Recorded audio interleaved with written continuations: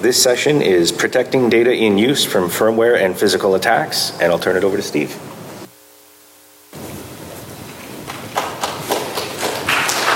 Thank you. Yeah, so thank you very much for coming. I think this is going to be a very interesting session. As Paul said, my name is Steve Weiss, and a little background on myself.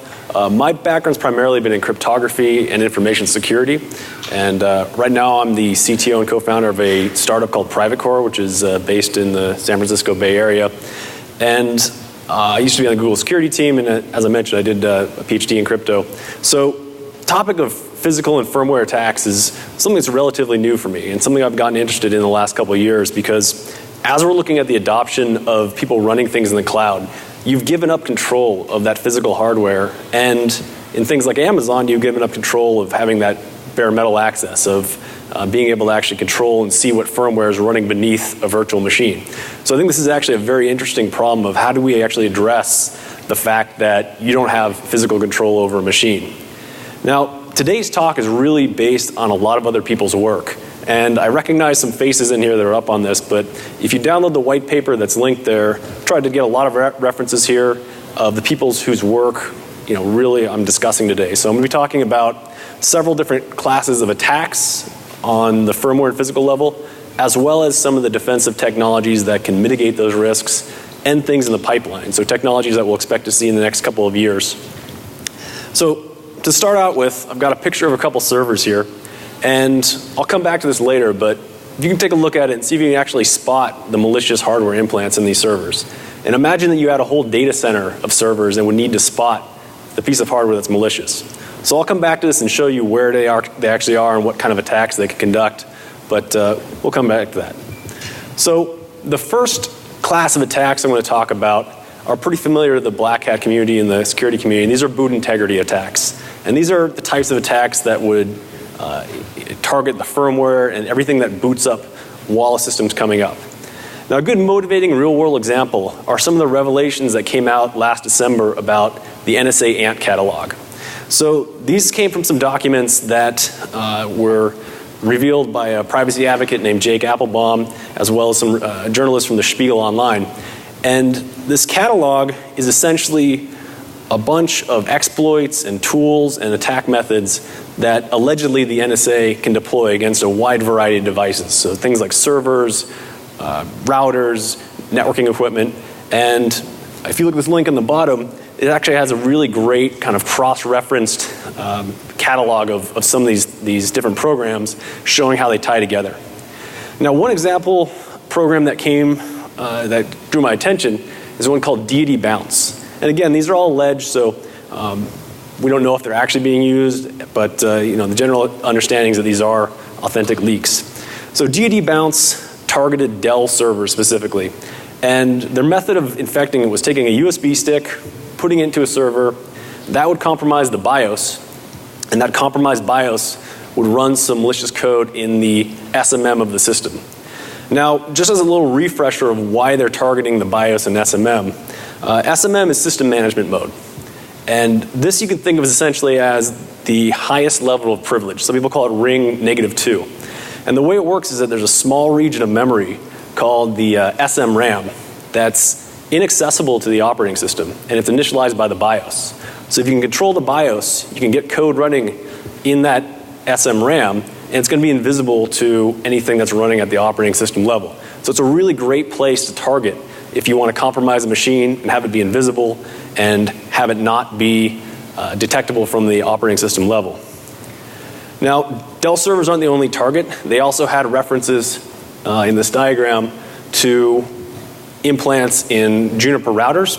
Firewalls. They also had similar programs for Cisco and Huawei and other equipment providers. So they're targeting all sorts of equipment with similar attacks. BIOS, SMM. One interesting thing from this catalog is they had dates and costs. So this has been around at least since 2008, and the cost they had in there was 0. It's been known to the kind of security community for even longer than that, so we expect that if the NSA is allegedly doing it, and we've known about it for a long time, almost certainly this is being used by other people in the wild. Now, BIOS and SMM isn't the only kind of game in town when it comes to firmware attacks, so there's been many other attacks targeting other pieces of firmware. And one example from this catalog is called Irate Monk. And this targeted hard drive firmware. And this modified firmware that they would attack would actually modify the master boot records on that disk, and it would persist across OS installations. And again, this has been around for years, software, so there's no cost to it, and there's evidence it's being used in the wild. So when you look at all these pieces of firmware, I mentioned the BIOS and hard drive firmware.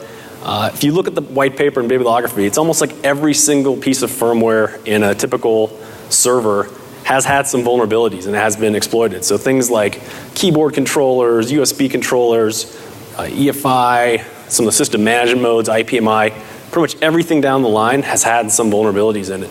So it's really a large attack surface that if you can compromise anything on this, these pieces of firmware, you can compromise the operating system and any application or data that's running on that server.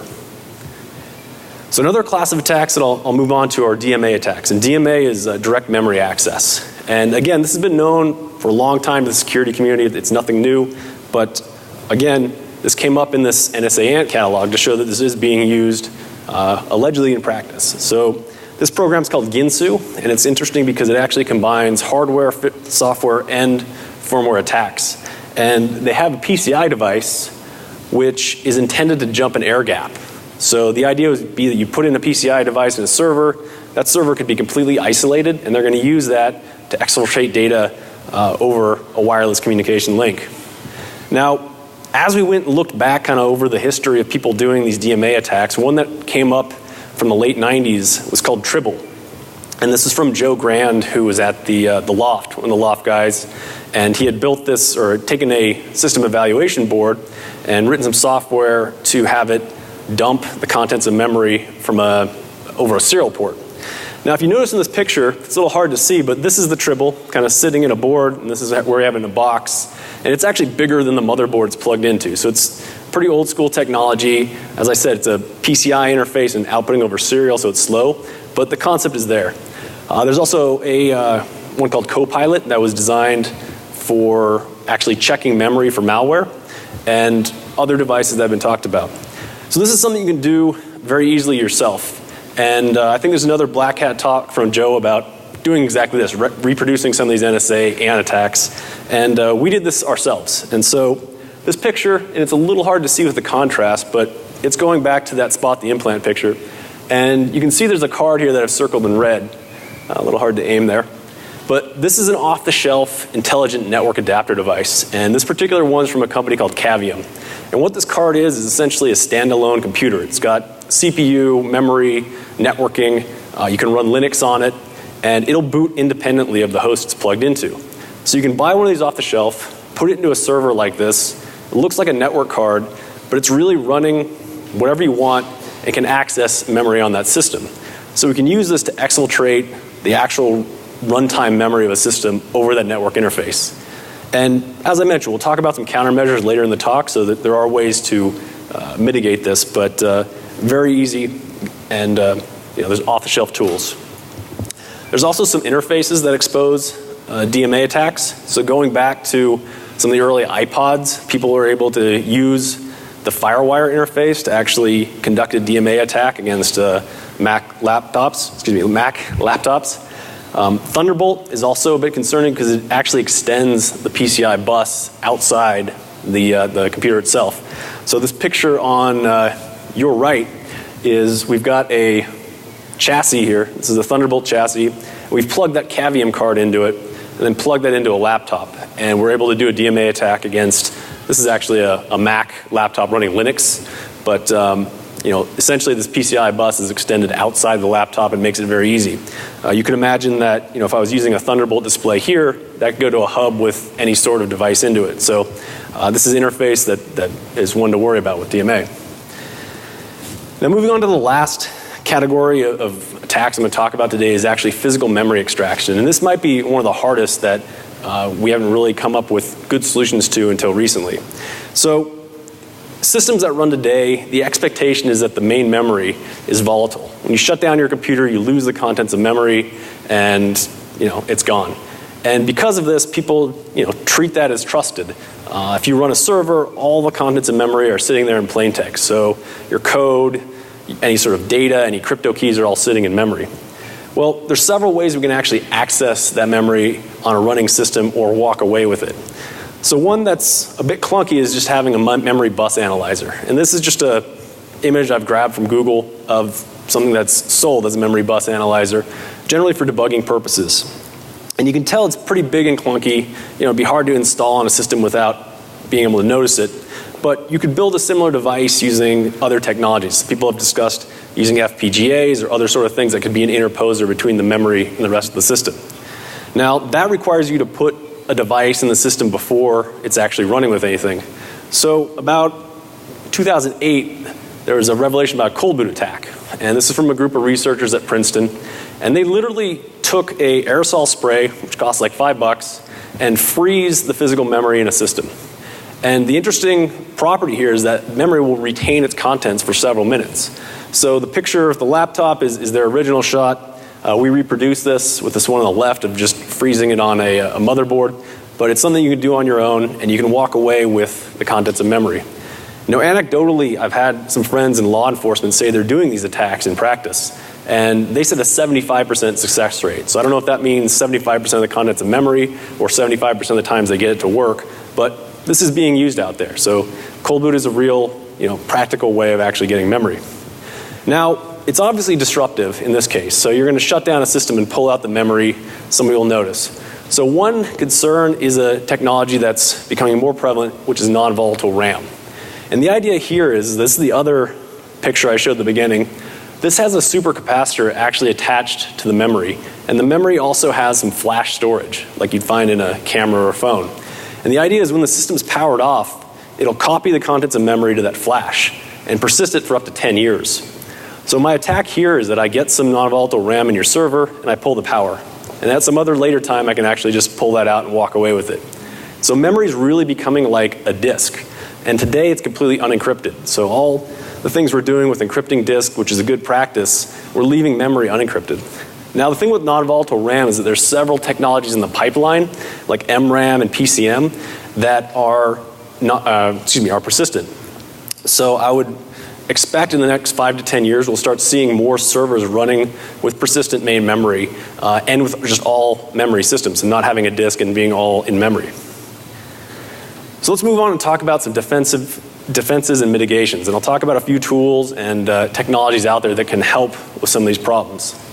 So going back to some of the boot integrity attacks and firmware attacks, there's some diagnostic tools available that you can actually use to look at your firmware. So Flash ROM is just kind of a generic tool for accessing firmware. It's not security specific, but is available and is open source.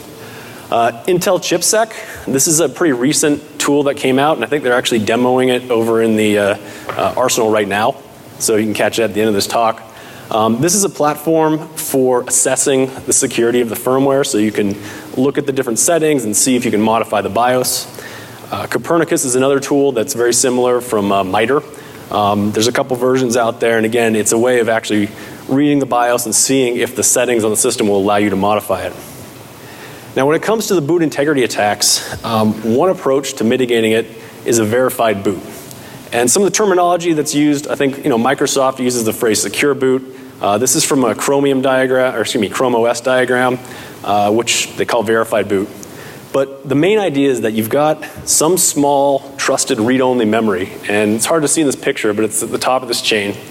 And that's got a key, a public key in there that can verify a signature on the next chunk that's actually going to load. So you've got something rooted in hardware, it's read-only, and it'll verify a signature of the thing that loads next. And the next block, so we can aim over there, next block down the chain will be verified by the one previous. So the idea is that as you go through this boot process, every step of the way is verified by the previous step. So this is being used in Chromebooks today, and I think more recent version of Windows also have a similar mechanism. But it's actually a pretty good mitigation for this. So if somebody comes in and changes one of these pieces of firmware, the signature verification should fail, and you shouldn't boot, or it should give you some warning. Now, Chromebooks actually have a way of work around this to let people run their own operating system that may not have these chains. So you can disable this check. Now, another technology with similar goals that works slightly different is called Trusted Execution Technology, or TXT. And in this picture, I've got all the firmware and software that is required to boot up the system. And what's happening is this is going to get measured by the CPU using kind of a special state and instruction. And the CPU will take those measurements and put them into registers on a trusted platform module, so a separate piece of hardware. And after boot time, you might have booted up something malicious. Somebody else can connect to the system and actually do a remote attestation protocol directly with the TPM. And what they'll get out of this is a signed manifest of everything that booted on that system. So what you're seeing here in these columns, that's a little hard to read, but these are the special registers on the TPM, and these are just hash values. And on the right, I've kind of denoted what they are. So the BIOS, authenticated code modules, measured launch environment, kind of everything that booted up with the system. Now, TXT is not perfect. It's got some flaws. So in the past, there have been a couple vulnerabilities. The first version of TPM 1.1 had a paperclip vulnerability where you could reset the system and get the TPM out of sync. There have also been some overflows in the SINIT, which I think that was discovered by Invisible Things Lab several years ago. Currently, there are some risks as well. So the provenance of the BIOS and the firmware, you don't really know what's good and what's bad. So you can measure it, but who tells you whether it's good or bad? And the vendors haven't really supplied that information. There's a Black Hat talk a few years ago in Black Hat DC where they demonstrated extracting keys from the TPM, so that can be done. And so I can spoof a TPM and actually have my device lie about the measurements it received. And also that bus, this is called an LPC bus, a low pin count. That's also very easy to interpose and spoof measurements across. So kind of hypothetical, going back to like the state actor scenario, these authenticated code modules are signed by keys that would come from the vendor. So if I was a state actor, I would go after that signing key and issue my own modules, or my own microcode update keys for that matter. Also, this is the SHA-1 hash on the current version, so if you had a lot of compute capability and new ways to break SHA-1 or find collisions, you could find collisions with, for bad firmware that would look like good firmware. And also you might be able to spoof the CPU itself and just have that lie about its measurements. Now, moving on to some DMA mitigations. So a technology called IOMMU. This is for IO Memory Management Unit. One example is from Intel. It's called VTD, which is a virtualization technology for directed IO. This was originally designed to virtualize devices for VMs, but it's got a nice security property is that you can use IOMU almost like a firewall for access from devices to memory. And it can block access from a device to memory it's not supposed to read, and you can limit what it's able to read. So IOMU is a good mitigation. Currently, at least last time we checked, it wasn't being enabled by default on some of the popular operating systems and hypervisors. Fortunately, I think for some of the later versions of Linux, they have some options to enable it by default. So I recommend enabling IOMU when available. Now moving on to talking about some of the physical memory extraction mitigations. This is the area that's less developed and where it's more of a new frontier. So there's several different kind of academic and approaches that have been published, as well as some more kind of practical schemes that I'll talk about. So the status quo today is that you can keep your disk encrypted, and your memory is going to have the key sitting in plain text memory. It's exposed. So you can do a cold boot, you can do a DMA attack, unless you use IOMU. You can get at those keys. Now, one approach called CryptKeeper was the idea here is you're going to encrypt most of memory, and then keep the key in the little portion that remains. Now this is kind of just obscuring it because they don't really deal with the issue of where the key is. They propose some ideas about separate hardware or obfuscating it, but it doesn't really solve the problem. Somebody can get the key out. But if you have kind of a lazy attacker who's just going to look for plain text strings, it might help. Trezor, this is an approach that's a Linux kernel modification. So after all the cold boot stuff came out, the idea here is that you can keep like an AES key in the debug registers for a CPU, and they won't be kept in main memory. So if you do a cold boot, the key is kept in the CPU, and you can grab memory, and you're not going to be able to decrypt the disk. So you might get some contents of memory, but you're not going to get the full contents of the disk and be able to decrypt it offline. Frozen cache, this is kind of a different approach, and their idea is that if you've got a laptop and you want to screen lock it, you can put the key to the disk and all the code to do the unlock in the cache and freeze the cache. So if somebody comes in and takes the memory out of the system, it's not going to have the disk encryption key in there. And once you type in your password, that code's in the cache. It can unlock the cache and then put the key back in main memory. So you'll be exposed while you're using your laptop, but while it's screen locked or you're going through the airport security, the key won't be in memory.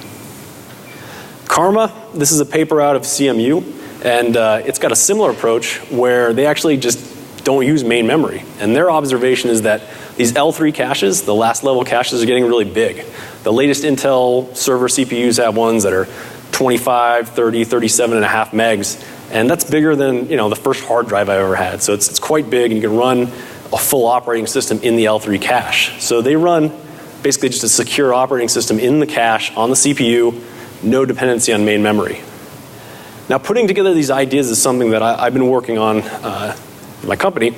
It's called a software crypto processor. So it's kind of a similar idea to Karma, where you keep the cache pinned, run an operating system in the cache, keep your key in the cache, and then encrypt access to main memory.